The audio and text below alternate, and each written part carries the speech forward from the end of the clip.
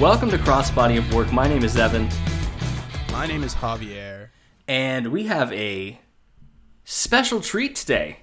It's our first venture over to New Japan in an episode. Oh yeah. This one I was excited for.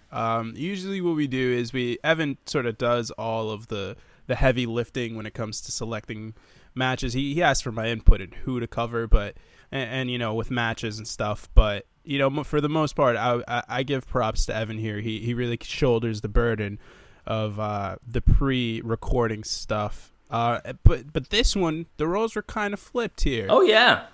You know, Evan is not a New Japan guy. Which I don't blame you. I am new to New Japan. Yeah, it's difficult to find, and the language barrier. It's a different style. It's difficult all around for people to get. New Japan Pro Wrestling has been a big thing in my life for the last 5 years, I would say, something like that. And Tanahashi is the poster child for New Japan, regardless of era. So I couldn't have thought of a better place to start than with Hiroshi Tanahashi. So we are going to be diving into the career of Hiroshi Tanahashi. If you've never listened to the podcast before, welcome to Crossbody of Work. What we do is we take a wrestler's career, we review it through 5 of their most important or meaningful matches. We give our thoughts on the matches, and this one's going to be interesting because a lot of these normally are matches you and I have either both seen or one of us has seen, but usually there's a pretty even split in terms of our knowledge about the wrestler we're covering. This one is very much, you have all of the background knowledge on Tanahashi. I don't. I know of Tanahashi from, reading about results and doing some news coverage on what's going on in New Japan, but he's one of the names that I've heard of and really haven't seen. So this was really fun for me. Yeah, and that was the thing I was excited for too, especially with this podcast, because it's like the first time you watch Game of Thrones or like Breaking Bad. It's like then your friend starts watching it and you've seen everything, and you're just like jealous of them because they get to experience it for the first time. That was everyone with me last year when I started watching Game of Thrones all the way through. Before the 8th season went going, everyone kept telling me, I'm jealous of you. You get to experience this for the first time. Get to experience it fresh. Yeah, and it's awesome, man. And like Okada and Tanahashi and Nakamura and the guys that we cover on this and the whole New Japan lineage is just so cool. And to see like the episodes we're covering here, just a disclaimer, they're pretty later on in his career. They range from 2012 and up. Mostly because the way Evan and I like to do this is, we like to make the matches accessible to you guys as well. And while, we can get New Japan World, we know that a lot of you guys cannot. So we don't want to pick matches that are only on New Japan World, which really limits the amount of matches that we could have taken, especially from the early career stuff of Tanahashi. So that's just a disclaimer out there before I get my head torn off for only picking 2012 and up. But at the same time, as much as I am now seeing Tanahashi matches for the first time, our hope with all of these podcasts is that you'll go back and watch old matches. But especially now, if you've never watched New Japan matches, you're going to learn by the end. I have fallen in love with this style of wrestling, and I will want to seek out more. And I hope that you will do the same by actually going and watching these 5 matches that Javier has picked out and getting a taste of what New Japan is like, because once you get a taste, you're going to want a lot more. Yeah, and that was it for me. I mean, I only started watching New Japan in 2015. So, there isn't really a bunch of the, earlier history stuff that I still know of. So I, that's still stuff that I have to go out and seek. But, Tanahashi is definitely the perfect place to start. As time goes on and Okada builds up his legacy, it just, there's so much stuff, and we're really getting into sort of a nice money period with New Japan where it's really still on the ascent. I know that all the stuff that's happening now has sort of put everything on halt, but I fully expect New Japan to continue growing its market here in the US, and honestly, to me it's already the number 2 promotion in the world right now. AEW's AEW, but they're still relatively new, so I don't want to put them there. But New Japan, as it grows, I think, it's just so good. It just is, and it's different, and I think that's what makes it so great. It's just such a contrast to WWE. Now, we've said the name a lot, Hiroshi Tanahashi. For those who have absolutely no clue about who Tanahashi is, who is he? How would you describe him? And give me some backstory before we hop into match one. Yeah, so Hiroshi Tanahashi is the ace of New Japan. The way that the ace works is the ace is basically like the top guy in WWE. You know, your Hulk Hogan, your Stone Cold Steve Austin, your John Cena. The way I can describe Hiroshi Tanahashi best is probably John Cena. Not in that, you know, he's not like John Cena to me is not the greatest of all time. In the WWE circle, as far as top guy goes, I think Stone Cold Steve Austin is the peak of it, just because of the way he was garnered and revered and all that. The thing with Tanahashi is Tanahashi's kind of a mixture of Stone Cold and Cena in that the reactions that he gets are Stone Cold like, just, you know, geared with the Japanese audience, which is different, which we'll get to later. But you know, the stuff he does outside of the ring, like the way he's able to embrace the fans and, you know, do all this work around Japan and all that stuff is very John Cena-esque. And, you know, John Cena's history with Make-A-Wish and all that is, you know, very well known. So yeah, he is like the poster child for New Japan because he is the representation of New Japan. And, you know, there's a thing with Japanese wrestling where it's kind of like a lineage thing. You know, in that the torch is always passed. So the torch was passed onto Tanahashi, and he's sort of just been carrying it the whole way through ever since. Through a pretty poor time for business for New Japan. At least that's what I got. Yeah, when Tanahashi started in the early mid-2000s, it was a black period for New Japan. They weren't doing real big business, even in Japan, much less around the world. And you know, they didn't really have any stars. Another thing about Japan is stars seem to come in waves of threes. So there's always like three guys instead of, you know, just the one. And then usually one of those three ascends above the other two and you get your ace. So the three that came during the same time period as Tanahashi was Tanahashi, Shinsuke Nakamura, and Shibata. I always forget his first name. Shibata and Tanahashi and Nakamura were all different kinds of guys. Shibata was very much like the MMA style, influenced by the physical style. You know, the best way I can describe him is if you look at Minoru Suzuki, who's a guy we're going to cover in this as well. He's very much that kind of style. Nakamura was the talented one. He was the in-ring performer. He was the guy who, from a very early age, was very good at pro wrestling. Mm-hmm. But Tanahashi has the charisma. You know, he wasn't a great wrestler to start off. He was fine, but he wasn't like the top level guy. But because of his charisma and because of his way to draw the audience, he sort of pushed past that mold. And when in 2006, when he wins his first championship in a tournament, oddly enough, that was created because Brock Lesnar vacated the IWGP heavyweight title. Tanahashi beats Giant Bernard in the final of that tournament. And who's Giant Bernard? But Giant Bernard. Good friend A-Train, Albert, yes. Matt Bloom. Albert.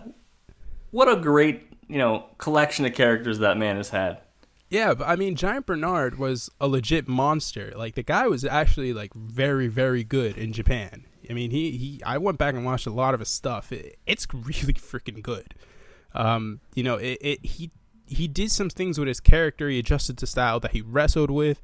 And a guy that big is just different in Japan. You know, it's not the land of the giants. So he's able to really go in there and play the monster heel foreign character. And he did it so well that when he came back to WWE, they were like, we're going to call you Lord Tensai, and you're going to be Japanese now. Yeah. And WWE fans who, I think WWE thinks that fans forget things, they just saw him and they went, hey, that's Albert. Yeah. Yeah. But it was really cool to see him presented so well in Japan. Yeah, it is. And it's really important to note that the early age of that triumvirate sort of flamed out, kind of. As Tanahashi sort of rose to prominence and became the guy with New Japan, you know, Shibata left the company. You know, he went to greener pastures to sort of pursue an MMA career. And Shinsuke, while he was so talented, he just couldn't really gauge the audience. He couldn't get that crowd support that Tanahashi got. And because Tanahashi was just such a superstar, he was sort of, positioned as the top level guy. And Shinsuke, while right there with him, was never really able to do that. Shinsuke was the guy who got the title first. He was the first champion because he was, the early on he was the guy who was they wanted to position to be the top level guy. But Tanahashi broke through that. And, it's really cool because they had a match at Wrestle Kingdom 2, which was really their first big match together, that I really, really wanted to put on here, but I couldn't find a non-New Japan World match version of it. And that breaks my heart because it's such a good match and it tells such a great story. And Shinsuke wins. And this is pre-Rockstar Shinsuke, because that's the thing that really, from my understanding and some research, that's the thing that really took him over the top in New Japan, is once he really added that Rockstar character to his already good in-ring performance, that's what made him a much better star. And it involved him being part of Chaos, right? That was his table? Yeah. So the way it works in New Japan is you really start off as a young, air quotes, young lion. You get black tights or black trunks, and you go out there and you sort of don't really have a character. That's what they were at the beginning. So when Shinsuke was like that, he sort of had the talent, so he sort of got positioned higher. He won the title, and I believe he's the youngest person ever win the IWGP Championship. I think he was only like 22, 23, somewhere around that mold. And yeah, no, he was very talented. He was very good. And as they sort of start to define themselves and build their characters, they sort of get it. They expand their wardrobe, they expand their look, all that jazz. But typically they all sort of had the same look to start off. Shinsuke didn't really change. So he sort of never really grew out of that young lion mode. He never really built a character for himself, which was the big problem with him. So they sent him on excursion, which is what they do with young lions to sort of, develop a character and sort of figure things out. Excursion is really when you just take a wrestler and you send him to a different promotion for like a year or 2 or 3. Which is why Okada was once in Impact, right? Yes. Yeah. Yeah. Tanahashi didn't really do that because he got his character right away. He just became the rock star. And Shinsuke went to AAA, and he went down to Mexico to work some different promotions. He joined El Ingobernables, the New Japan, or at the time Mexico. I'm sorry, Los Ingobernables. I'm Hispanic. I speak Spanish, but yet dude, I was gonna say if anyone's gonna butcher this, it should be me. I can never say it properly. It's just the way that my speech works. Los Ingobernables de Japón. That's what they became, basically, later on. But yeah, Shinsuke was really the first kind of guy bringing that over. He wasn't a part of Los Ingobernables de Japón. I just want everyone to know that. He was sort of just the first guy who really, did the Mexican thing and then brought it back. But he developed the Rockstar character, which is what leads to one of the matches that we cover here on the list.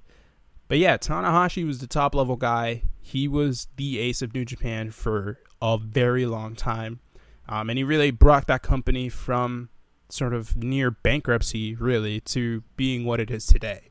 The way his career has grown, it's incredible. And oddly enough, much like Cena, which is why I really make that comparison, he wasn't a great wrestler to start off. I mean, he didn't really develop his in-ring work until the 2010s.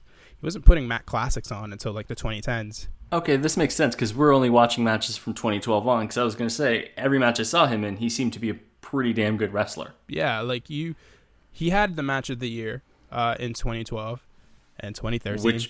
Which we'll cover in at least the 2012 one. 2015. Yeah. He just sort of kept doing it. And a lot of it is, he's going up against guys who are fantastic. But Tanahashi did develop into this great wrestler, just like, in my opinion, John Cena did develop into this really good wrestler. He did. He really did. Yeah, so yeah, it's all about the growth. You know, he had the character there, and then he put the in-ring stuff there, and it only garnered the audience even more. And the thing with Tanahashi is he's so beloved in Japan, they never turned on him. So even now, when he's in his 40s, and you know he's not the same guy that he used to be, he's still like one of the most over guys in New Japan because he's built up so much goodwill with the audience. And there is something that led to some fame for him early on in his career that you didn't know, that I found from his Wikipedia page, and I will just read verbatim from the Wikipedia page. So there was an incident in November 2002 where Tanahashi was stabbed in the back by Hitomi Hara, a TV news reporter. Tanahashi and Hara had dated one another, but in a meeting at her Tokyo apartment, he tried to break off the relationship as he'd started dating another woman, which led to Hara stabbing him twice. Hara later confessed that she wanted to kill Tanahashi and planned to commit suicide afterwards. She was charged with attempted murder and sentenced to 4 years on probation. What the actual hell? And apparently this garnered a lot of sympathy for very young, at that point, Tanahashi, which he then, I guess, ran with because someone tried to murder him. I mean, hey, you know, when John Cena got stabbed by Carlito's boy... It didn't really work out for him as well as it did for Tanahashi, but it's really interesting to see that two top-level guys in two of the aces getting stabbed and just get vaulted straight to the main events. It's really weird to see that. Yeah, you'll love to see it. Should we move to match one? Yes. So you can't really have a Tanahashi episode without talking about his greatest rival. Was this Kazuchika Okada? You know, Okada's a guy who, if we ever get to an episode of him, because he is still very active in his carear, and we're definitely going to do more New Japan episodes, so I feel like his will be on there. Which is weird, because like Okada's only like 34, so it's not like his career is anywhere near being close to done. So yeah, I don't know. I don't know if we can really justify an Okada episode anywhere soon. But if we do, we're doing like a 4-parter because the guy's had so many different points of his career.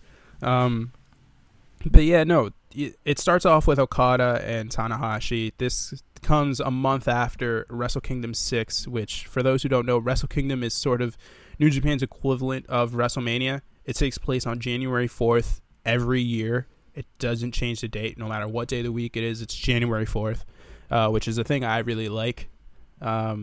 Which is weird because I don't even call it Wrestle Kingdom anymore. It's just the January 4th show. And yeah, it's, you know, after January 4th show, you know, Tanahashi defended his title in the main event. I forget who it is against. It doesn't matter. But Okada comes out with Gato is, I think, the head booker of New Japan. And this is like young Punk Okada. Yeah, this was just back from Excursion. I think he only came back, that night. He had his first match as the Rainmaker character. And yeah, he called out Tanahashi. You know, he basically said, like, you're the ace, but I'm coming for you. And you know, they had their match set up for New Beginnings just a month later, and here we go. So, what were your thoughts? First off, I love the different feel. I love the fact that there are still ringside photographers, which I think is something that I wish WWE still had. I love the position of the hard cam and the fact that it shoots up the ramp. It just adds to a different feel. It's just it's all a little different, and I appreciate that. But my thoughts on the match, Okada is the young guy, and I got that in a little bit from just even from looking at Okada, and you know, Tanahashi being the one with the belt. Okada is so good already here. And he is really telling a good story of trying to take Tanahashi out to pasture. Even in 2012, It seems like he's really realizing, like, I'm the next guy, get out of my way. And I think Tanahashi's only like 33 at the time, somewhere around that range. Which is wild. It's a really good match. A lot of good work outside the ring, which I didn't expect. I remember you mentioning that, like, there's a lot of outside the ring wrestling in New Japan. Yeah. And that they're not particularly good at counting. They're not. So, for those who don't know, New Japan, and really I think all promotions in Japan have this, they do a 20 count instead of a 10 count. But that 20 count is sort of non-existent because they don't really do or it. It starts really late. It's been like 2 minutes outside. They're like, oh, we should do the count. Yeah, they don't really start it until I think one of the wrestlers gets in the ring usually, which is really weird. But yeah, there's a lot of stuff outside, and it's really interesting because I never really see them go into the crowd as much, but here they go into the crowd. And it is a huge tombstone by Okada. Yeah. Pretty much out of nowhere on the outside. Like, it comes pretty suddenly, and it's right onto a concrete floor. Yeah. So the thing that I always appreciated about Okada is he made no bones about it. Like, the tombstone is a setup move. It's not his finisher. And you knew that right away. But, obviously the Undertaker has had it so engraved in us that, it is a finishing move. So the first time I saw this match was really not really the first time I saw this match. The first time I saw Okada and I saw that, I was like, oh, he uses his tombstone as his finisher. No, he doesn't. Nope. So it was really weird to see that not only being kicked out of, but it being a setup move. It's so weird because it's one of those moves, like you said, it's so ingrained in us, like, this is a finish. So when he just does it and then moves on to the next thing, it's like, wait, what? Yeah. And fold his hands over. Yeah, and talk about devastating. I mean, he does it straight on concrete. Yeah, that looked like it hurt. And it wasn't until later on that I really realized, if you look closely at Okada's outfit, like, around his knees, like, the little, like, knee sleeve that he has a really, really thick knee pad on. Smart. Like, really, really freaking thick. So, like, I don't know what his issues, if he's had any issues with his knees. He does the tombstone pretty devastating looking. So I assume that, unless he's in some really, really considerable pain and he just doesn't show it, those knee pads are really thick and really hold up well during his matches. After that outside tombstone, Tanahashi is really the one fighting from underneath for a lot of this match. Yeah. But once he gets back in control, I really like Tanahashi on the comeback. And that's something I saw a lot of during these 5 matches. Yeah. Is Tanahashi on the comeback trail. Fans get really excited. Because one thing that you noted when you were we were talking about the matches before while we were both watching them is that New Japan fans and Japanese fans in general tend to only applaud for things they respect. There's not a lot of chanting or random cheering. They will clap and then they will get really into it as the match goes on. And Tanahashi's ability to really get fans invested as the match goes on is really impressive. Yeah, I think the best way I can describe a New Japan crowd is kind of like a golf crowd. Like, if you're watching a golf tournament, slightly more lively golf crowd. Yeah, I mean it's a golf crowd when Tiger Woods is like on. Like, if you watch the Masters from 2019, like, there's respect. So you're not really talking or making much noise while they're like doing it. But after you get some moves, you see some explosion from the audience, and there's claps, there's some vocal stuff, and I mean, you notice some stuff from the crowd here, like especially this match. I think the crowd is more lively than most because they really, really, really want Tanahashi to win. And they really, really, really want Okada to not win. And I thought to me, this is one of their worst matches together, which is, I know you said this was a really good match. I really enjoyed it. It's fantastic, but it's one of their worst matches because of the difference in their characters. Tanahashi is the beloved ace babyface guy, and Okada is the hated heel because he's so cocky and he's coming after our guy. And the crowd really sort of is so anti-Okada and so pro-Tanahashi that it kind of creates this weird dynamic in that it sort of goes... It really is the perfect way to kick off their story, which sort of culminates later. Mm-hmm. But, for me in this match, it's interesting because they're so similar as far as where Okada is at this stage of his career. Because Okada at this stage is also not that great a wrestler. You probably didn't notice it as well, but Okada is like he's good. Don't get me wrong; I'm not saying they're bad. They're very good wrestlers. They're just not. But especially in comparison to where they are, at their peak, right? Yeah, like we've now seen peak Okada. Yeah, Okada's the best wrestler in the world. I make no exceptions whatsoever. The last 5-ish years, Okada has been the best pro wrestler in the world to me. I think he's fantastic. I think his in-ring work, his ability to tell stories, it's just so good. But in 2012, he just didn't have that, because in 2012, he was only like 25. He's still a kid. He doesn't really know. He doesn't have the experience for it. But the dynamics of this were so interesting as well, because they didn't know each other. They'd only had one match against each other at this point, and it was back in 2010 when Okada was a young lion, and Tanahashi was just fresh off of winning the title or retaining the title again at a Wrestle Kingdom show. And they fought. Obviously, Tanahashi wins. And Okada said that he was, that experience there was really what was the catalyst for him, turning around his career, because, he knew now what it was like to face the top guy. He knew now what he had to do to be the ace of New Japan. And he really did it. Yeah, and that's what sent him to TNA. And, the TNA run where he was the Green Hornet was really bad. Not good.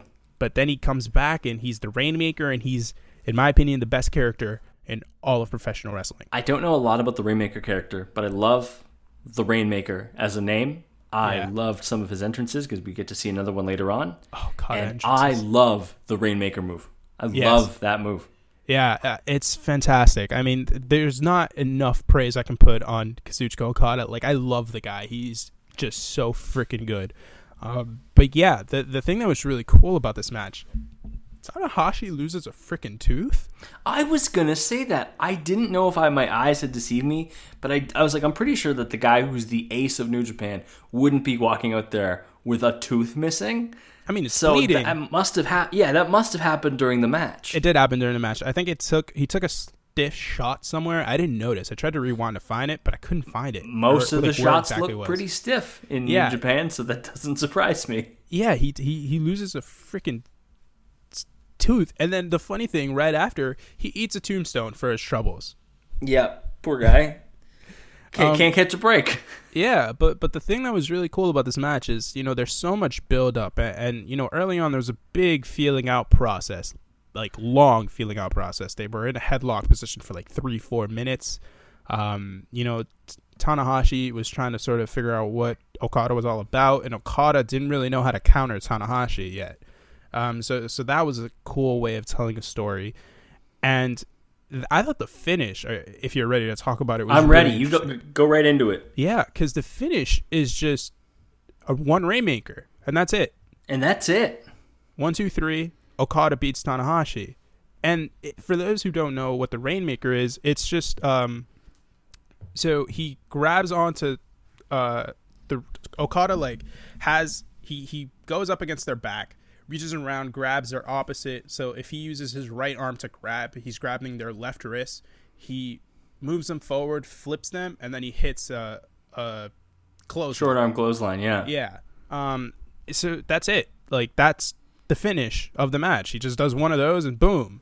And like, I know it doesn't sound like the most devastating finisher, but like when you watch it, it's just perfect. It's the fact that he like uncorks them. Like he like unravels them out and then just collapses them. And at least in the 2 matches I've seen, it's Tanahashi selling it, and Tanahashi can sell a Rainmaker like nobody's business. Nobody's business. Because he folds like a lawn chair. Yeah, and I mean the best person aside from him probably is Kenny Omega, or like AJ Styles when AJ Styles was in New Japan as well. And like if you think about it, that's kind of like the perfect physique, really, is the like shorter, not super short, but shorter guy, kind of stocky but not too big, and could sort of is flexible enough to like rotate themselves in a way. And it's funny because those are the guys that gave Okada his best matches, Yeah. But yeah, it's cool because you sort of see the progression of Okada as well as Tanahashi sort of transitioning away from being the top guy in this match. And this isn't the match that makes Okada the ace of New Japan. That would come later on, but this is sort of the match that is a stepping stone there. And after this match, Okada's champion for a few months, and then we get to Dominion, which isn't a match that we're covering, but Tanahashi sort of has a chance again to beat him, and I think he loses. Yeah, he loses that match, and then they go King of Pro Wrestling very later on in the fall, Tanahashi says that if he loses the match, he will never be able to challenge Okada for the IWGP Championship again, and he loses. So they really did so much to invest in Okada, and they really sort of sacrificed Tanahashi in order to do so. And I thought that was really cool because it's like, say what you want about, the way that WWE books Roman Reigns. The way that New Japan booked Okada was so much worse as far as like just shoving him down people's throats. But it worked because he's just so freaking gifted, and they did it in such a well, orchestrated way. It's like if Roman Reigns had come up and split from the Shield and immediately got into a program with like John Cena and just like put down John Cena, I think Roman Reigns would have been way better off than he is right now. Now, I think you're right. But I also have the ability to correct you on a New Japan thing due to my recent watching of things. Go ahead. Because 2012, Tanahashi gets the title back at Dominion. 2013 was when they did that storyline. Because the next match we do cover is Tanahashi defending the IWGP Championship against somebody else. Yes, he does get it back at Dominion. Yeah. Yes. Yes. So the next match. Wow, I've never felt more accomplished in my life. I'm proud of you. It's only because, and this is the thing, we're not going to be covering a Tanahashi promo because neither of us speak Japanese. Yeah. And we don't think a lot of our fan base does either. If you want to read transcripts, that's great. However, what we do have instead are 2 episodes of The Recount, which detail Tanahashi's pretty much entire career and where he's been and kind of how his character developed. I would encourage you to watch them after the fact. Yeah. Watch the matches as the matches and get really invested in the matches because the Recount program will spoil the results of all the matches. Yeah. We will also spoil the results of the matches. So, if you want to disregard my advice, that's fine too. But watch those because you get a real good overarching grasp of who Tanahashi is and how he develops. But that's the only reason that I knew the order of these matches. Yeah. Javier is still the expert on New Japan in this duo. Yeah, I just sort of spaced there. I don't know why I thought it was 2012. But anyways. I wish it was 2012 instead of 2020. Damn. Remember when the world was going to end? What a time. Oh, man. Instead, it's ending now. Yeah, they were 8 years late. Yeah, but yeah. The next match is Tanahashi versus Minoru Suzuki at King of Pro Wrestling in 2012. Who scares me. Yeah, Minoru Suzuki scares me as a human being. Minoru Suzuki, so if Haku is the scariest person in any era of pro wrestling ever, Minoru Suzuki is right behind him. The guy is a legit badass. He fought in Pride FC. He fought in so many different promotions around Japan as far as MMA goes. He's fought in every promotion as a pro wrestler, and he is an all-around scary SOB. He just is. And I want to put a disclaimer before we get into this. I would recommend just halting the podcast right now and watching these matches and then going and watch the recount and then come back here because it's one of those things where if you're not spoiled to these matches, it just gets so much better and it's so much easier to learn and appreciate the true essence of it because I can explain all of this and I can give you some details of the match and I can give you the finish and all that, but it just doesn't do it justice. These are matches. Experience it the way I did. Yeah. Totally brand new, fresh eyes, watch it, and then, watch Recount, and then come back and enjoy it with us. Yeah, because this really, this podcast is sort of a celebration of the career of Hiroshi Tanahashi rather than it is sort of dissecting it. Because you can dissect it all you want, but you can't really dissect New Japan as well as WWE and stuff because the characters are what they are, but, Japan treats pro wrestling like a real sport. It is a sport to them. So this is a very sporty thing. It's not. I'm not going to say it's real to them because it is still choreographed and it is still scripted and predetermined. But the way they go about it is very real. They do trade stiff shots. They do treat it like it's a legit sporting event. The Wrestle Kingdom to them, it's their Super Bowl. That is just what it is. So I can't go into detail here like I can with WWE because it's not. It's a different sort of entertainment product. It's not supposed It's not supposed to be about it's not a TV show type of deal. It really is a sport. Now, back to Minoru Suzuki, the scariest man in history, only because clearly somebody screwed up cutting his hair, and they were too afraid to finish cutting his hair. Like, I don't know. He's got designs in the front of his head, and it's a shaved head, and then he just has like a poof of hair at the back. It is one of the strangest hairstyles I have ever seen in my life, but who's going to tell him? Not me. His hair has always been that. Not that specific style. He switches it up a lot, but it's always been very like weird. He's never had a normal haircut. I think recently he's been starting to like shave it a bit, and it's been really low. But he always has had like a weird style to it.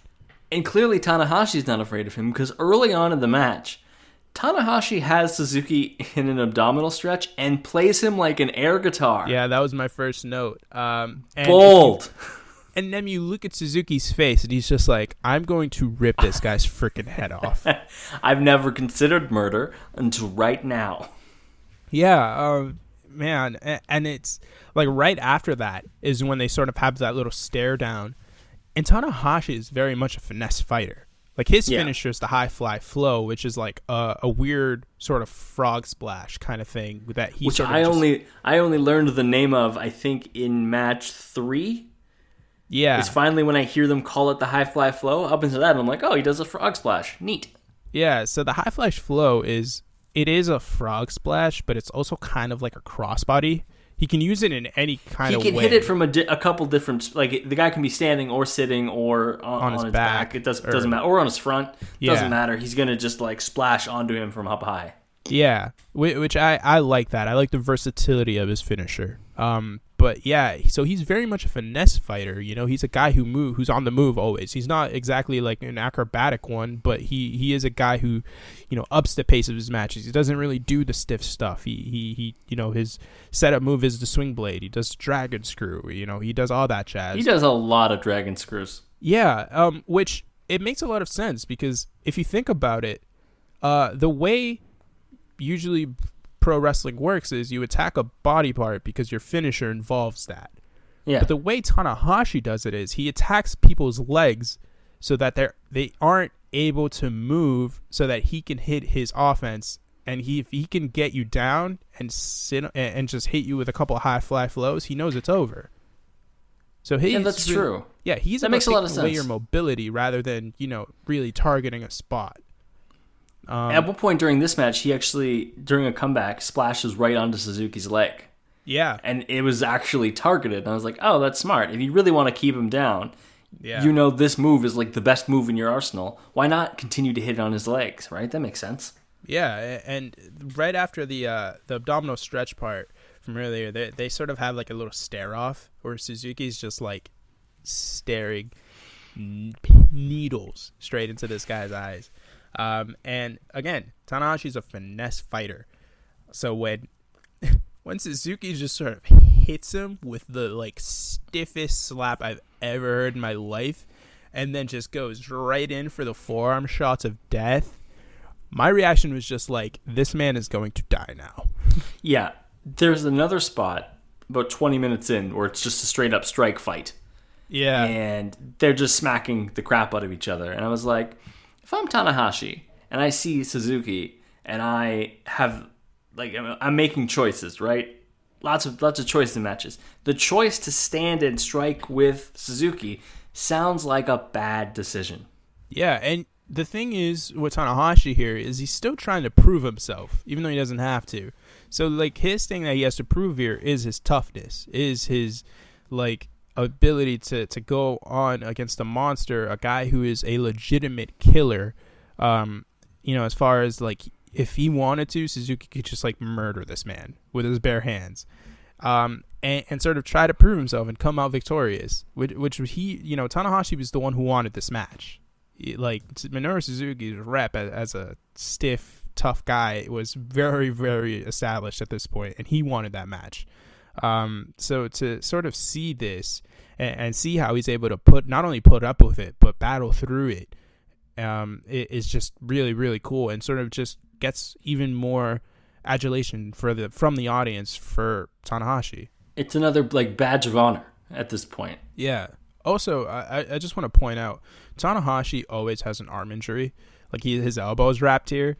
My man just doesn't know how to wrestle without freaking hurting himself, his arm. It's because he goes all out, man. He doesn't stop. That's the thing with Tanahashi. Like, his thing was he never stopped. He could go all night long with you. He could go always. He never gave up for injury, which is what sort of made this sort of period here, you know, from after 2013 when he does lose to Okada, sort of interesting, because at some point there he gets taken out by Suzuki. He faces Suzuki after a January 4th show, and he gets put in an ankle lock to the point where, like, it sort of snaps his ankle, air quotes, and he has to sit for a couple of months. And that's really interesting because it sort of leads to the final match on this, which we'll get to, which in my opinion is just one of the 3 best pro wrestling matches of all time. But that's for later on in the podcast. For here, it's just like sort of a storyline thing that sort of comes back in here, is that no matter what Tanahashi does, you know, he always tries to prove himself. And he didn't have to prove himself against Suzuki when Suzuki put him down a couple years from now. But here he felt the need to go back to him, or to challenge him, because he really does want to prove himself. And for a guy who is the ace, he is the king of New Japan. You know, the thing that I understand now why the crowd loves him so much is no matter what, he never settles. You know, he always tries to challenge himself. He always tries to find that next hurdle to climb over. And that's just really cool. So the finish to this match, before we move on to the next one, is a high fly flow. Yes. And I was not expecting him to put Suzuki away. I think it was only one high fly flow that did it. Yeah. And I was surprised. I don't know why. I think it's just because in my mind, Suzuki is strong enough to survive like 5 of those. Yeah.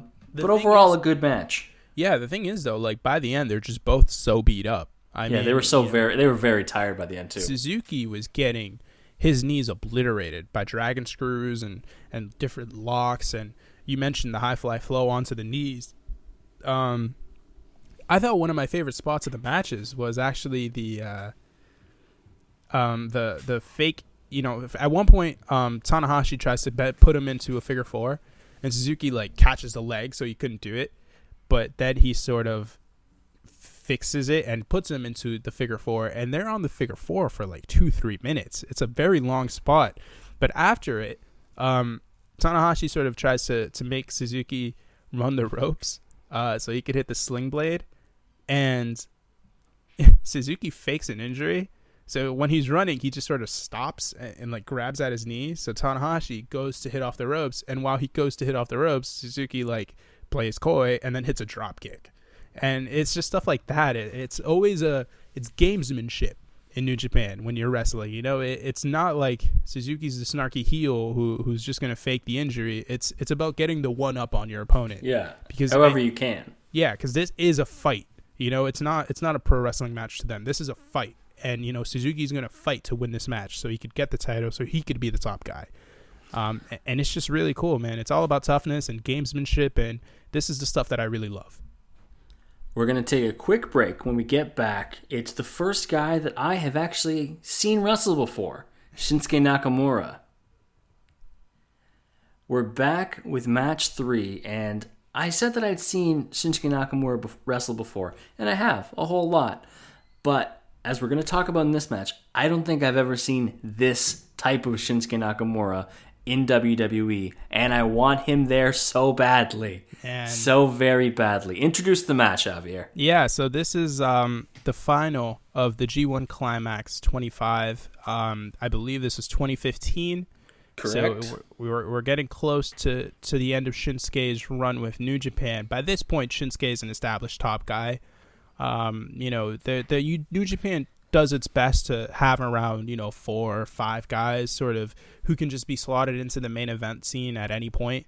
Shinsuke is one of those guys, but he mostly stays around the Intercontinental Championship scene. You know, the belt is very much associated with him even now.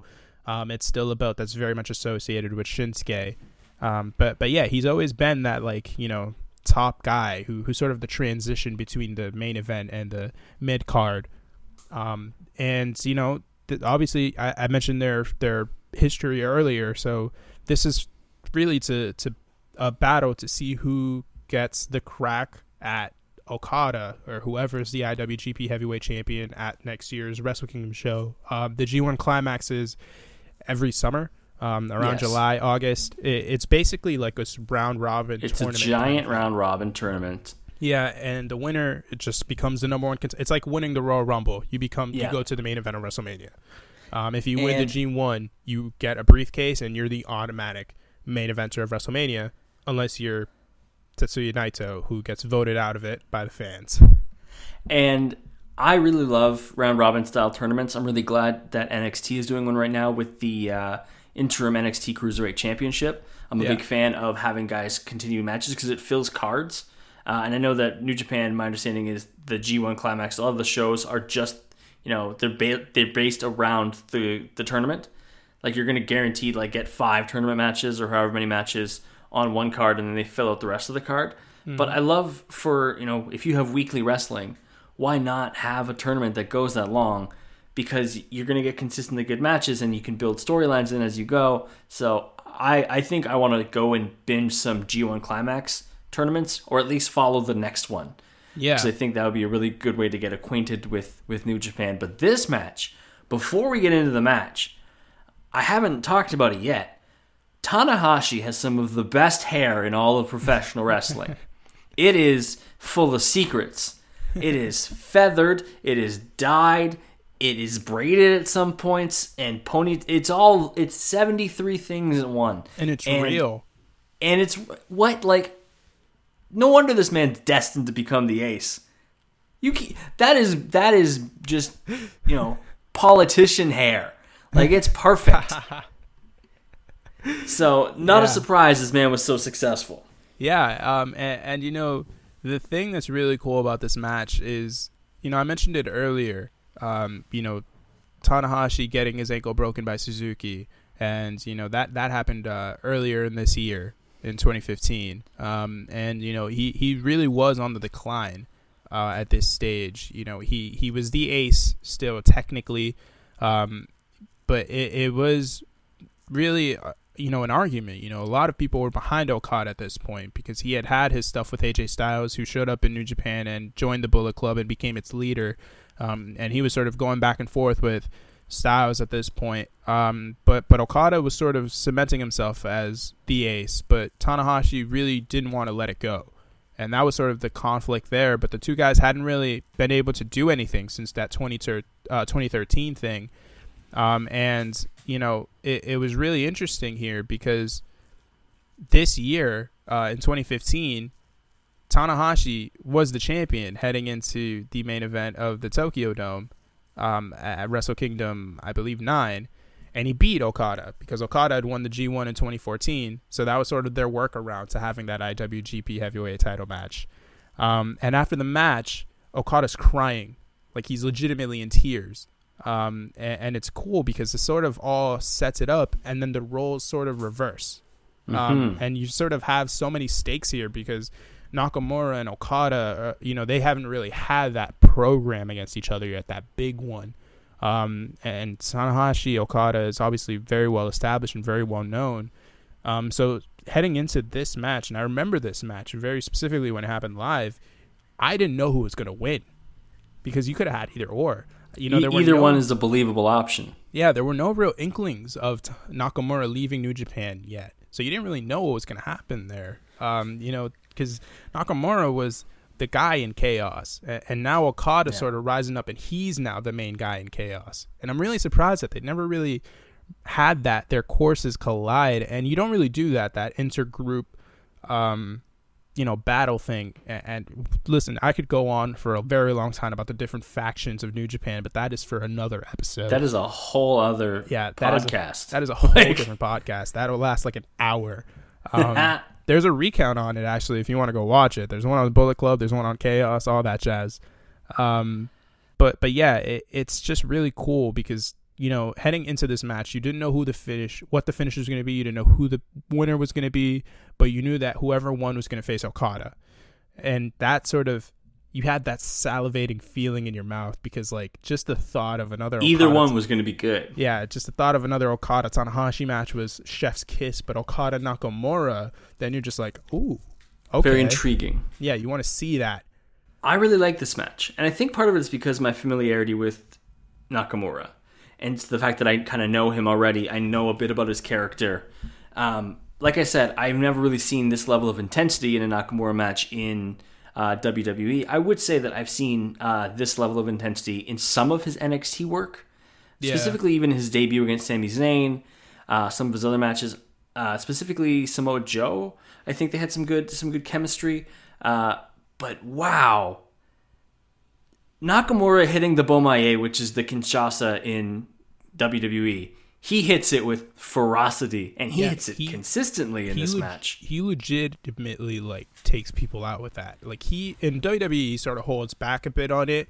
In New Japan, they don't care if you're stiff or not, so you can go. And that's part of his character. He's the king of strong style, which strong style is that sort of stiff style, make it real.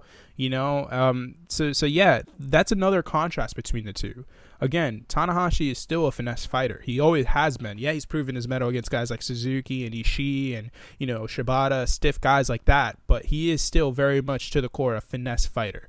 So whereas Nakamura is more of that strength-based and, like, legitimately a tough fighter. Yeah, so it's another contrast of styles here, and it's another contrast in history because, again, these two guys were the top two, young lions who were pushed to sort of revive New Japan, and there's so much history here because Tanahashi was the ace. He was the guy who powered through, and Shinsuke always had to play second fiddle to him. So if Shinsuke wins this match, he's sort of sticking it to Tanahashi because he gets to go to the main event of Wrestle Kingdom, and it's so cool. And Nakamura is throwing Bomayes around like he definitely doesn't want to be second fiddle anymore.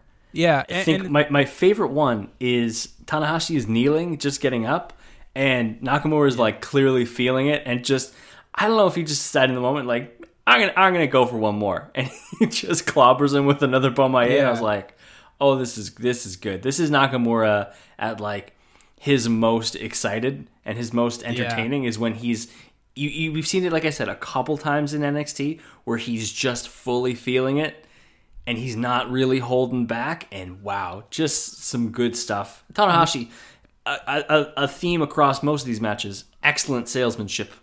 Yeah, he is one of the best sellers I've ever seen. I mean, the guy just knows how to act dead, but he also knows how to turn it back on people, and I think that's how to be reasonable in his recovery. He doesn't all of a sudden become amazing. He's still kind of working through leg problems, or takes a little bit of time to get his bearings, or adding some struggle to some of his offense if he's on the comeback trail. You see that a lot in this match. Maybe not as much in this match, but specifically in the next two, you see a lot of that in Tanahashi's ability to make those comebacks. Yeah, it's freaking fantastic. But yeah, no, Tanahashi is very much a guy who's very willing to put other people over during the course of a match. And he's one of those guys who just knows how to give back to his opponents. Even though most of the time he's the one that goes out on top, he really makes stars. I mean, Okada isn't Okada like the way he is now if it's not for Tanahashi. If he had all those programs with, like, a Shinsuke or like a Minoru Suzuki or a Tetsuya Naito, like, he's not at the level where he is now. And to see a guy like Tanahashi who is the ace of New Japan sort of give back, and Nakamura isn't exactly like a fresh fiddle either. Like, he is at the same level as Tanahashi. He's been there just as long. He's an established guy. The crowd is behind him as well. So to see sort of Tanahashi still selling his soul out for the guy is fantastic. And just another thing with the Bomaye. So in Japan, Nakamura sort of hit, like, multiple different variations of it. He had a sliding one when the guy was down. He obviously had the established one where the guy's, like, on his knees and up, and then he just cracks him with it, which I think is, like, the official Bomaye is in that position. But he has the ones when they're on their hands and knees, and then he just slides in and kills them. He has the one where they're standing up and he just jumps and kills them. It's so cool.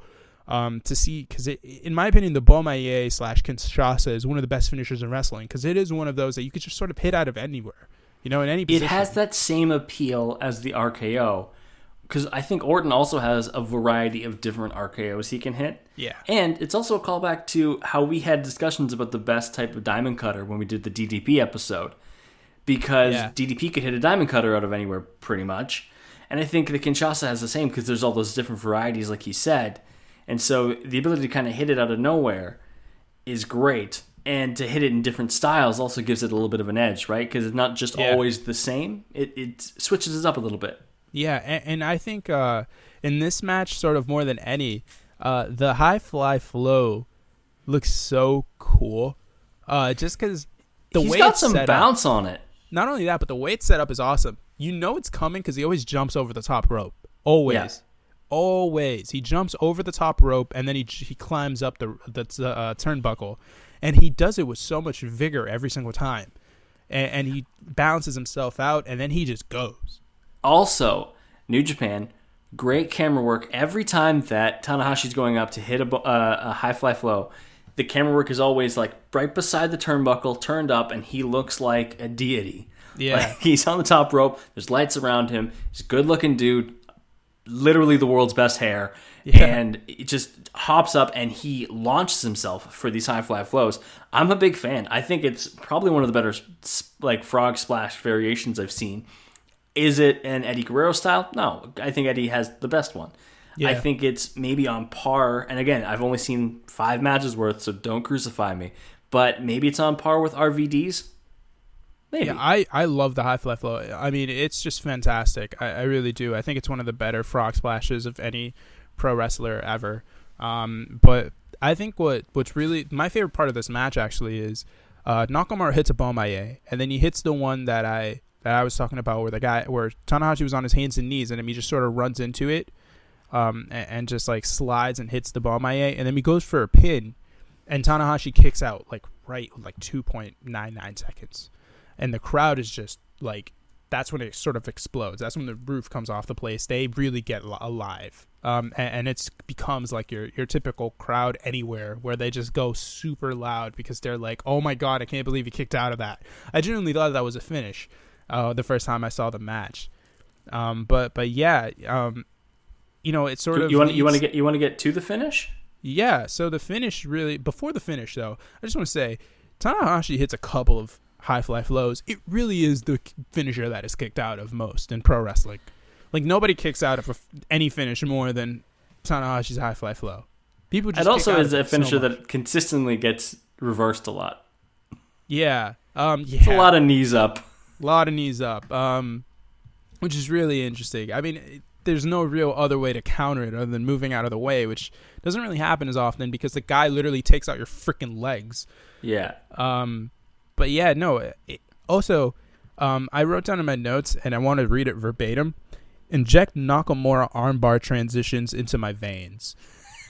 There was a spot here where he does 2 different rotations on Tanahashi's arm in midair before taking him down and finally putting it on, and then reverses it mid having it placed into a freaking triangle choke. And I'm just like, this Tanahashi right here and this Nakamura right here, I want them to fight always. Do the fight for always. This is good stuff. But yeah, so the finish, I'll let you get to it.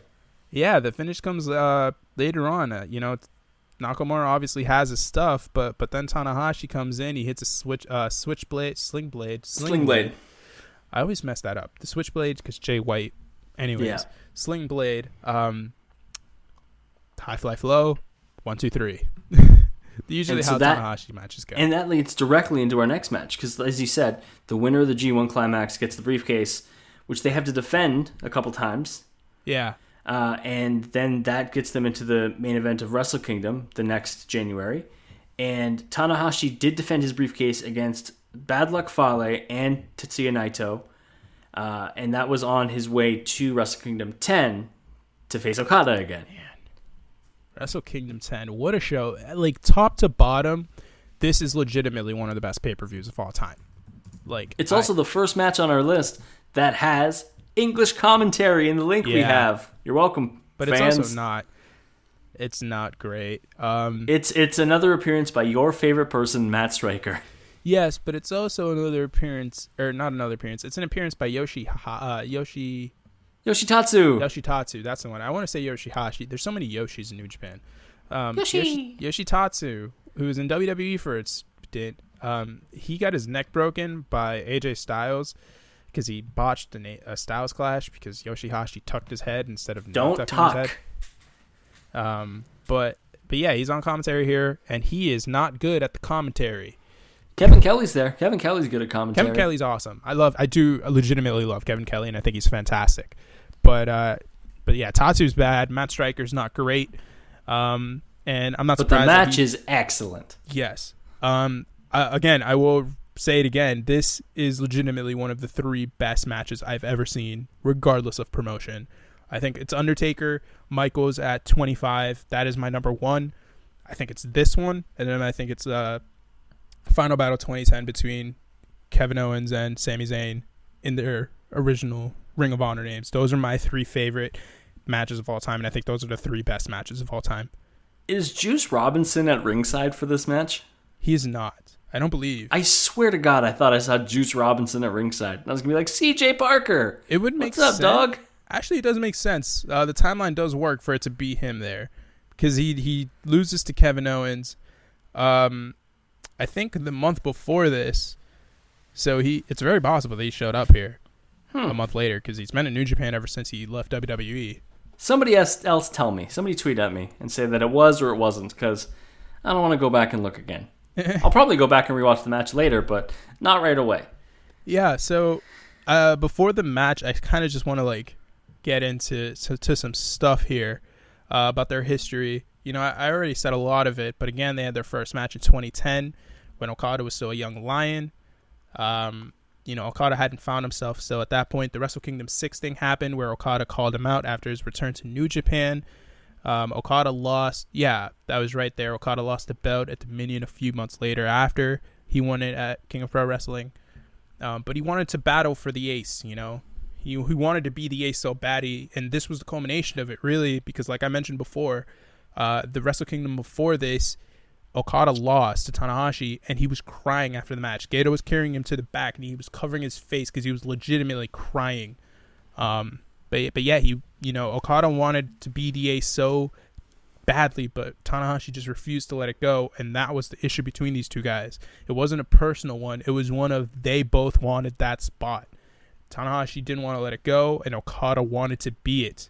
And it led to this match. And another thing that's really cool, so their first match was that one in 2010, but that doesn't count in the number that I'm trying to that I'm going to show right now. Since their first match at the New Beginning show in 2012 up until this point right now, these guys fought 24 times in some variation. God. 24 times. Not that includes tag matches and 6-man tags and all that. I thought you meant just strictly one-on-ones. I was going to be like, that is insane. No, in some sort of way, shape, or form. In some configuration, they have faced each other 24 times. 24 times. So they know each other very well. And that explains why the beginning of the match isn't necessarily a feeling out process, but it is still very methodical. Yeah. They're very much still a lot of countering and a lot of holds, but it's not trying to figure out what the other one is doing. It's a lot more of trying to match blow for blow. Yeah. This is very much a test of, who can sort of figure out the other first. And that's why sort of it starts off pretty hot. And there isn't a sort of hold switch. There isn't really much of that throughout the match. It's more just Tanahashi knowing what he can do, Okada knowing what he can do, and sort of trying to evolve your style and really outthink your opponent because they know what's coming. Both these guys know what's coming to them. So it's sort of just changing up your strategy in order to really not get caught. And I think that's what really makes this so cool, especially early on when you see Okada on top and you see the awesome dive on the outside over the guardrail, which he only does at Wrestle Kingdom. He doesn't do it any other time. Every Wrestle Kingdom, this will happen. He does it every single time. He continues to do it. He did it this year. He did it last year. Every year. It's one of my favorite things. It's not that it's like cool. It's just a diving cross body over a guardrail on the outside. But it's just so epic because like the camera work on it, you know, the way the crowd reacts afterwards, it just feels like it's so big because it is special. And yeah, sure. you know, this match is really when, at least for me, I saw Okada as like, okay, this guy's legit. Like, this is the guy here. And it's sort of, the whole match is really, the story of it is Okada finally sort of taking the control away from Tanahashi. And, you know, he struggles with it, obviously. You know, Tanahashi does continuously hit dragon screws, and he really does target the legs, and he does it, I feel like, in this match more than any. A lot. This is the match where I have my note about that he does a lot of dragon screws. Yeah, which, you know, why not? Take away the guy's balance, take away his center of gravity and all that jazz to be able to put him down. But, you know, you don't really see the effects of all the dragon screws until later on in the match. But earlier on, when they're just sort of going for it, I think it really builds the match in a way that, like, the story here isn't like, I'm going to retire you, or like, we're like guys who have some sort of history, some sort of turmoil, like I threw you out at the Royal Rumble or something like that, or you know, there's no drama here. This is very much like a competitive rivalry. Like, this is about the sport. Like, I want to be the top guy. See, I also get that, but I also get some level of personal vendetta because of the fact that they hit each other's finishers. Yeah, that's really when it sort of becomes that. But before that, a part that I really liked is Okada hits a Rainmaker, not early, but before the finish, and celebrates too early on the pinfall. Yeah. And I like that because from what you've told me and what I've gathered from watching these, is Okada's the one trying to replace Tanahashi as the ace, right? Yeah. And seeing him kind of lapse into being the younger guy and being a little cocky and kind of puts his arm up before Tanahashi gets counted for 3 and Tanahashi kicks out. I like that because it's like, dude, you got to be on it at all times if you want to be the ace. You got to always be on your game. Early. No, you know, the Tanahashi just air guitars after the fact. Yeah. And that's how you got to be if you want to be the ace. And that was a problem for Okada leading up to this. And it's a problem later, you know, after this match, which is something I'll get into when we're done. But yeah, no, this is really like a thing. Is Tanahashi really exploiting the fact that Okada he's not there yet. He just doesn't get it yet because he hasn't been the ace. He doesn't know what it takes yet because he hasn't done it. He hasn't done it yet, yeah. So yeah, he really does exploit that. And, you know, obviously I think after that specific spot is when Okada hits the high fly flow, right? Yep. And it doesn't look great. To be fair, it's not as good. He doesn't have the body type for it, I don't think. But another thing that's interesting to note with this specific match is if you look at Okada now, or at this point in 2016, and look at the Okada from 2012, he's so much bigger. Like, he's more muscular. He's hit put on the gym. a lot of weight. And that's another thing is that is sort of touched upon is in 2012, Tanahashi was saying, like, Okada's not there yet. Like, he's still a kid. He still has a child's body.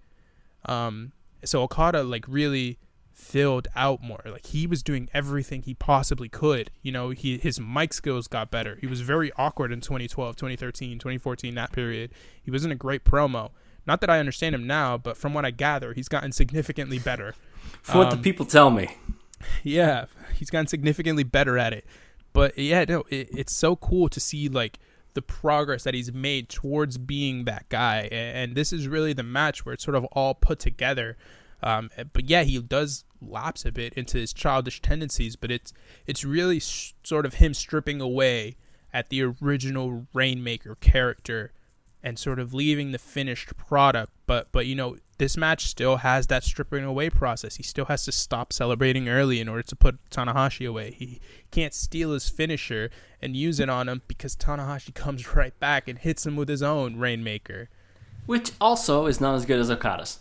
But it does look pretty damn good. It's pretty good, but it's not the same level. Yeah. At one point, Tanahashi hits a high fly flow to the back and then one more to the front, and Okada still survives. And I was like, oh, okay. 2 straight and he still kick out. Like you said, Tanahashi's high fly flow tends to get kicked out of a lot. Yeah. A thing that I really love is you mentioned, he hits a high fly flow to the legs of Suzuki. He does it to Okada here as well. Mm-hmm. And he just really works the leg. And when Okada gets the upper hand, he goes for a white noise, the move that Sheamus does. And then he sort of does it onto the knees is the way that Okada does it. So when he did the move onto his leg, he crumbled immediately after in pain because his legs are freaking gone. Even earlier in the match, there was a spot where Okada hit a tombstone and immediately is working on his own knee to try to get it back to like better quality, I guess, and set it in place. So I really like that consistency. Yeah, and when you think about like sort of the warrior spirit, the fighter spirit, whatever word you want to use, where guys are really worked on throughout the entire match and then just get that fire and they sort of like negate their injuries. I think Okada, he's gotten better at it, but during this period especially, he was kind of bad at the selling aspect of it, whereas Tanahashi really mastered it. He sort of disregards some of the leg issues during his fire ups, and you see it a lot here with the drop kicks when he just hits like a million of them. Especially there was one spot here where he hits like 4 in a row to Tanahashi when Tanahashi's just like down on the ground and like sitting or like on his knees or whatever, and then he hits a diving one off the top rope that's very reminiscent of RVD's corner to corner thing. The Van Terminator. Yeah, the Van Terminator. And he sort of does sell the knee afterwards, but you sort of kind of wish that he did a little more during this. Like maybe like show some inconsistency with the jump, show some struggles with the run and stuff like that. It's little nitpicky things, obviously. I was gonna say, I think you're pulling at strings. Like Okada obviously is really good, but I think you're right. There's always room to improve. Yeah, but let's get into the finish. Yeah, we don't want to spend too much time here. But yeah, again, it is just one of those little things that Tanahashi sort of mastered that Okada could still had to work on, and he has worked on it, and it's fantastic now. And he's getting better. Finishes, it's really, really, really dramatic. So Tanahashi or Okada's Rainmaker is a move that gets countered a lot. But so Tanahashi counters it, and usually Okada would let go of the wrist.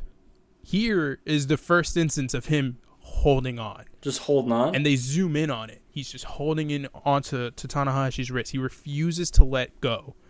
And it's really, like, when I think of this match, that's sort of the defining image of it, is I'm not freaking letting you go. Like, you're not escaping me this time. And then he grabs him, turns him, Rainmaker, keeps hold of him, lifts him up, grabs him, another Rainmaker, lets go this time, but he's not going for the pin because he picks him up, hits a third one, 1, 2, 3. Okada's now the ace of New Japan. And he's earned it. He has undoubtedly earned it. And we're going to move to the final match with a guy that I'm aware of, but still not that familiar with in terms of his work. Obviously, it's different now with All Elite Wrestling, but we have our first Gaijin, a word that I know. Kenny Omega. Yeah, Kenny Omega and Tanahashi were in the main event of Wrestle Kingdom in 2018, just last year.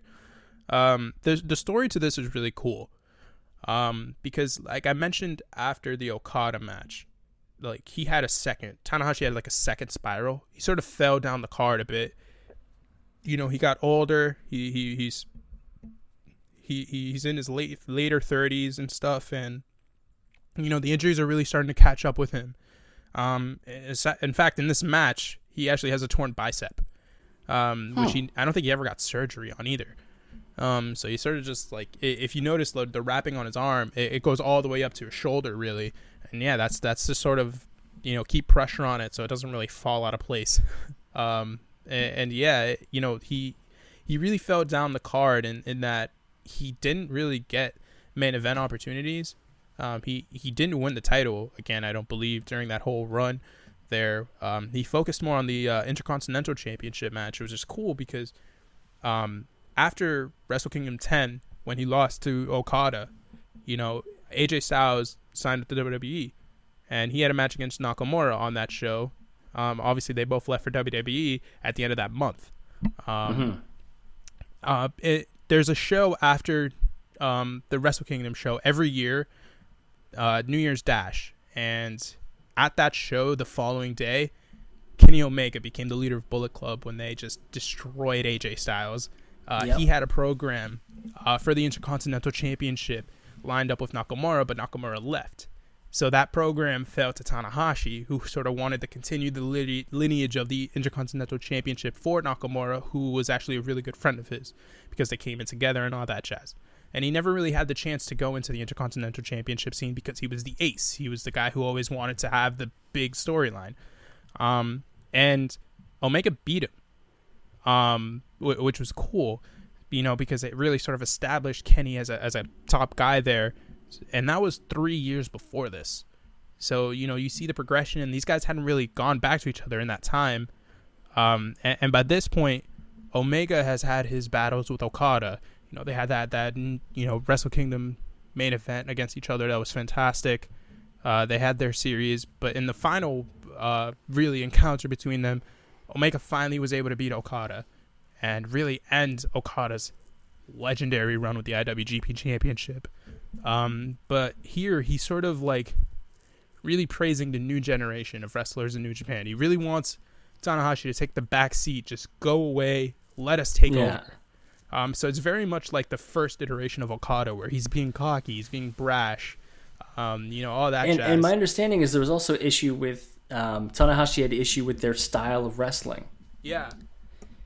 Tanahashi didn't like outside interference. He didn't like the hardcore showy stuff. He said there was nothing of substance to it. Yeah, he you saw in this match, Matt and Nick Jackson are outside, because they're Kenny's boys. Kenny isn't a heel during this era either. He's just sort of being the cocky guy, but he's not exactly a heel. And it's really cool, because Kenny really doesn't like Tanahashi. Yeah, he doesn't. He thinks he hates the old guard. He really wants to transition away from that and start to bring a new style of it, bring some explosion, bring some, get away from the old style of stiff and all that jazz and do something new. Yeah, something new, something different. And you really see it early on in the match. I mean, Kenny dominates the first between 5 and 10 minutes of the match. Including body slamming Tanahashi onto tables on the outside, taking out some officials. I thought that was pretty funny. I thought that was pretty funny. I thought it was pretty funny. Yeah, I don't blame you. I mean, he really sort of wrestles like an angry child, and I think what's really cool here is I believe it's Kevin Kelly on commentary says Kenny wants to change the world. Tanahashi wants to go back in time. And I think that's really interesting. It's a good succinct way to put it. Yeah, because, it's really weird to see this because Tanahashi wants to relive his glory days. And during this, you sort of see them fade away. We started this episode in his prime in 2012. He was really at the peak of his powers, physically, as a character, everything. But, you see him now, and he's a beaten old man. I say old in relativity. He's only like 40, I think. But, he really is. I mean, he's got the back issues. He's got the neck issues. I mentioned the torn bicep. There's so much with Tanahashi at this point. And he doesn't want to go away. This is really sort of the revival arc of Tanahashi. He won the G1 the year before that. And he really wanted to be able to ascend back to that main event level and just have sort of that final run and reclaim his glory days. Tanahashi's very much like that, guy in high school who's the jock quarterback and was having awesome time. Then he goes to college and he kind of flames out, and then he comes back. And he still comes to high school parties. Yeah, he comes back to the high school party and he's like, "Hey guys, remember me?" This. And all the 9th and 10th graders are like, "Who are you, old man?" Yeah, and it's really weird. Kenny's the new quarterback. Yeah, Kenny's the new quarterback. He's the mobile quarterback who's doing cool things in option. Yeah. And Kenny Omega's Lamar Jackson. Boom. Boom, and I guess Tanahashi's Tom Brady? Question mark? Sure. Sure. But yeah, no, this is really cool. I don't know, man. It's just this is a different Tanahashi. Because at this point, he isn't really the finesse guy. He's not really the guy who goes out there and does the explosion moves because he can't. You can't do that against Kenny Omega. Kenny Omega is the king of that style of wrestling at this point. He is in 2019. I mean, he was probably the best in-ring performer in the world. So to really see the dichotomy here in where Kenny really became what Tanahashi was. And it's just so cool because he sort of took it to a different level because he has those strong style elements. I mean, you see the V-trigger that he hit, the first V-trigger that he hits early in this match when Tanahashi is standing up and he just drills that knee straight into him. You hear the sound that comes off that thing. It's, oof, man. And you hear the thing that really sort of turns the match around is Tanahashi gets thrown to the outside and Kenny does the tope con hilo where he flips over the top rope. But he hits the ramp hard. Yeah, he hits like 30% Tanahashi and 70% ramp. I'd say 65% of that 70% that was the ramp was just his hip hitting it. Yeah, it looked like it really hurt. And man, later on in the match, Tanahashi hits Kenny Omega with a Styles Clash, which is sort of a callback, obviously, to when Kenny kicked out AJ from Bullet Club, and it is sort of like, this is the old guard. He is like, the Ghost Rider kind of guy who he's coming and he's showing you your demons. He starts with the Styles Clash. He does so many different things here. I like that he tries to still hit a high fly flow through a table, even though he talked about how much he hates tables. Yeah, which was and interesting. how he doesn't agree with it because he goes for it and Omega moves, and so his ability to even try once something new or something hardcore, and immediately it backfires in his face. Yeah, and I wrote something that I know you'll appreciate because I feel like it's a joke that you would make. Ain't no table like a New Japan table because a New Japan table is real. Yeah, a New Japan table is one they just happen to have out back. Yeah, and they're just like, you can use this. Yeah, and the thing that's funniest is when Kenny had his match against Chris Jericho, they had a table spot where Kenny just fell into the table and he just sunk into the table. Like the table didn't break like in two like it usually does, or it explodes like it did here. He just collapsed into the table. He was legit stuck on the table, and I can't imagine that freaking felt good at all with all those splinters. No, that's not a good time.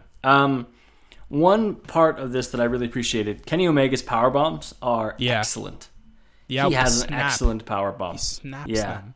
And also, wrestling needs more slap fights. Yeah, because these two at one point just devolve into a slap fight. I actually have a note on that. I was like, Tanahashi eating slaps and stiff shots because he survived Minoru Suzuki. So, Kenny, you can't hurt this man. Nothing you can do to him is new. He will be fine. Yeah, I don't know, man. At one point, Kenny hits a high fly flow on Tanahashi, and he kicks out Tanahashi kicks out at one. And I write kick out at one on the high fly flow because we don't take shit, Kenny. No. We don't have time for your shit, Kenny. Yeah. Get out of here, Kenny. Man, and I remember this match, and this wasn't the match that really excited me from last year's show. It was the Okada Jay White match that really got me excited. But I write down Kenny kicks out of two high fly flows, and I was genuinely shocked because I thought that was the finish. Oh, for sure. That really I thought that was going to be the finish. Also the fact that he countered out of a one-winged angel a couple times. Yeah, I thought was really cool. The reverse Rana out of it was my preferred one. Yeah, because that makes sense as a good way to get out of it. Also, Omega landed on his freaking head. Yeah, Kenny does that. I don't know how he is able to really get the flip on it either, because he lands on his head, but then he sort of springs out of it. So I don't know how he does it, but Kenny Omega is like a freaking animal when it comes to selling. And I thought it was interesting here because this was Kenny's last match with New Japan. This was his last one. Like he leaves for AEW right after this. And he doesn't have another appearance with the company. So you would think traditional wrestling logic really would dictate that he would hit a one-wing angel and Tanahashi would kick out. But no, he doesn't hit one at all. They protected that finisher to the bitter end. Yeah. Instead, the finish is a sling blade by Tanahashi, and then I said probably the best of the 5, the best high fly flow out of any of the matches. Yeah. For the W. That last one is beautiful. Yeah, he puts a lot of emphasis into that. Gets a lot of air on it. Yeah, and 1, 2, 3, that's the finish. But my favorite part of it was Matt Jackson is right in the camera frame, and he sort of like rooting Kenny on, and then right when the 3 count hits, he just goes, "Dang it!" He sort of walks away, and it just reminded me of like a 45 to 50-year-old like dad playing golf, and he's like, cheering on for his putt to go in, and then it missed slightly, and he's just like, "Dang it!" And I just thought of Shooter McGavin for some reason. Oh, and, yeah. Yeah, man. That's a shooter move. That is a shooter move, and it was just cool. And I remember watching this last year, and when that 3 count happened, I was like, Tanahashi won! Oh my god! Because I genuinely didn't expect. Like, I want it to be known, like the obvious result for this match was Tanahashi winning. It was the obvious result. But you had been hearing all these rumors that Kenny was still staying with New Japan. He wasn't going to AEW. So that this wasn't going to be his last match. Yeah, so you didn't really know because they had built Kenny up so much, and they're like, are you really just going to take it away from him now? So when Tanahashi won, it was like, yes, let's go. But it was also like, the answer is yes, they will. Oh, crap. Kenny's like actually leaving. Oh, no. And then the wave of sadness starts. With that, that's our 5 matches. My overall thoughts on my first interaction and my first real exposure to Hiroshi Tanahashi is that this dude is excellent. Honestly, watching the recount after watching the matches gave me even more appreciation for him because I understood what his character was just from the 5 matches I watched. Yeah. Even 3 of them not having English commentary, I could understand kind of who this guy was. The nickname of the Ace, the way he presented himself, that when I got to watch the recount and I saw him outside of the ring and I saw him developing his character, I was like, I got all of that from his in-ring work. I could understand that without speaking Japanese or seeing anything else about this guy. And I think that is a true testament of character, is that you can understand exactly who somebody is supposed to be just from what they do inside the ropes. So that is kudos to Tanahashi, because I think that's probably the best compliment I can give somebody in terms of character development. What you do inside the ropes, if I can understand exactly who you're supposed to be in 5 matches, that's an impressive feat. Yeah, and I'm gonna bombard you with a couple of questions here. Like, what did you think of like the style? Because I know a lot of the gripe against New Japan is the selling and the stiffness of it all, and the fact that they don't really work the characters, brother. They don't really tell a story in their match. It really is sort of like just a bunch of guys beating on each other. So there are a lot of different parts that I think give it an edge in terms of style. I like that it seems more realistic in terms of the fact that it feels more like a competition. I think I messaged you or talked to you about this already. The number one thing that I like is that when somebody kicks out of a move or of a pinfall, the person who did the pin doesn't immediately just grasp their head and look shocked and find the hard cam. They just start doing moves again. They kick dudes in the head. Like, they react as if they're in the middle of a fight, and I appreciate that. I think that in terms of, the pageantry of it all, I think WWE still, and Western wrestling in general, still offers something different in terms of the development of characters, but I think also that's a cultural thing, right? I think if I had a better understanding of Japanese and Japanese culture, I'm sure I would get some more intricate pieces of their character work from New Japan, but I don't get that. But I think I can, pick up a New Japan card, or if I watched a show, I could understand it and appreciate it in the same way in terms of who is everyone's supposed to be, who's the heel, who's the face. I think that there's enough there. I think to harp on it and say like, oh, you can't get any character out of it. You can 100% get character out of it. And of course, maybe I'm just seeing the best of the matches and the best of the character people. But at the same time, if you look for it, I'm sure it's there. Yeah, and to me, it's there throughout the card. Even the lower level guys that really aren't like the best pro wrestlers. I mean, Bad Luck Fale is terrible in the ring, but like as a character, he really makes a lot of sense because there aren't many guys like him in New Japan. He's a big man, I think Bullet Club is fantastic. I hope we can like do a lineage of Bullet Club type deal at some point here, because I think they're fantastic the way that they've been booked in New Japan. It's gotten a bit overblown the last couple of years, but the earlier iterations of it were just great. It's really cool to see the evolution of different guys, and I think that's what's really cool about New Japan is like the people are loyal to the company, especially the Japanese guys. Like Shinsuke was there for like 18 years, not even 18 years. Well, it was less than that. It was like 15 years before he left. Tanahashi's been there his whole career. Okada's going to be there his whole career. Tetsuya Naito is going to be there his whole career. Like these guys, like they can plan long term because they know these guys aren't leaving. And I think it's really cool to see the evolution of it because they start off bland and then they build themselves up to be these different guys. And I think that's what's really cool about it because it's not like WWE where you see a guy like Kota Reeves come in and he's the finest. He's the you see guys with characters already instilled from the beginning. There's no real progression. There's no real evolution. They sort of stay the same type of guy unless they're like a top character. And I think WWE does a good job. Some of the guys that have been there a long time, you see character changes that work, right? Yeah. I think The Fiend is a better character development of the Bray Wyatt character. I think Kane has undergone a lot of good character changes. I think we've seen a lot of good development from Daniel Bryan and guys Rollins that they right now. Exactly, guys that they invest the time in. But I think it'd be even better to see somebody go from, a generic babyface or white meat, young lion, to a fully developed, incredibly over character. And the first guy I'm thinking of in WWE is John Cena. Yeah. Right? And that's I understand the Tanahashi Cena comparisons. I really do. Yeah, like just going from relatively nothing but having the it factor and then being like the top guy who's able to carry a company for so many years and is able to evolve so many times. It's fantastic. I mean, that's really the legacy of Tanahashi is his evolution. And that's why we encourage everyone to go and watch those Tanahashi matches if you haven't. Yeah, and if you just watch 2, watch the Okada ones. Yeah. Just and check out New Japan Pro Wrestling. Honestly, you genuinely will not regret it.